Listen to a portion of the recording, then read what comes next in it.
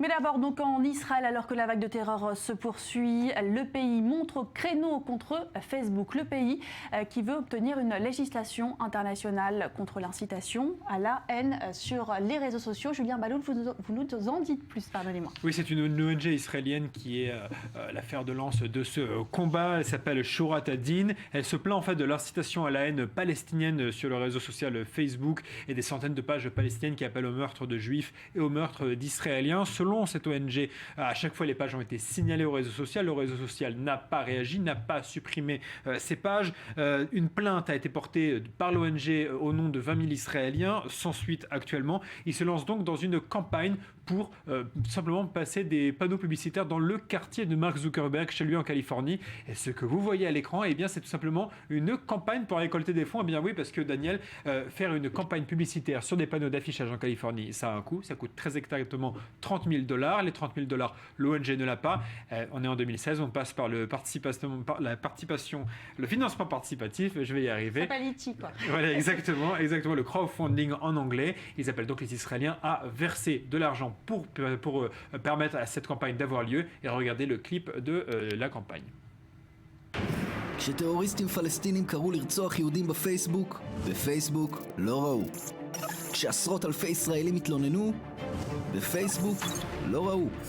כשטרוריסטים מוסלמים שיתפו מסרי הסתה בפייסבוק לפני שרצחו עשרות יהודים בישראל ומאות נוצרים בפריז, בסן ברנרדינו ובלונדון, בפייסבוק לא ראו. הפעם היחידה שצוקרברג כן התייחס לנושא הייתה בפוסט שכתב למען המוסלמים. אז עכשיו, כשצוקרברג סוף סוף פתח את העיניים, בואו נוודא שהוא כן יראה את ההסתה הפלסטינית בפייסבוק. בואו נציב בשכונה שלו בקליפורניה שלטי חוצות עם ההסתה, כדי שישים לב גם אלינו, היהודים. כאן אנחנו צריכים את ההתגייסות והתרומה שלכם.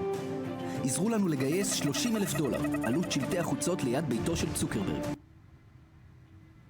Alors Julien, s'il y a cette mobilisation aujourd'hui, c'est parce que les réseaux sociaux ont joué un rôle crucial dans cette dernière vague de terreur.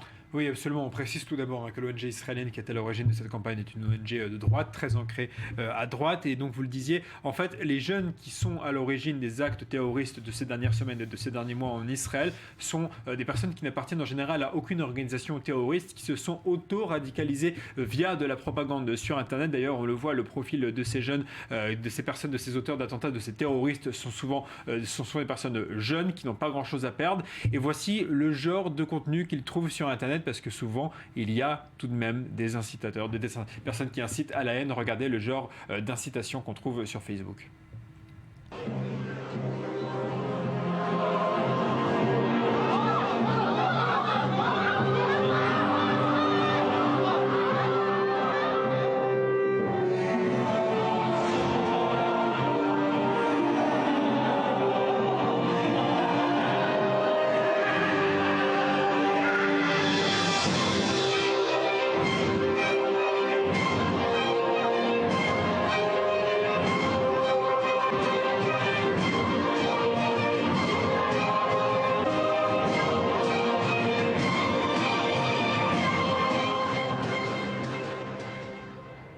Voilà pour cette vidéo de propagande palestinienne qui date donc du mois d'octobre, au pic de cette vague de terreur. Merci Julien Baloul pour cette analyse.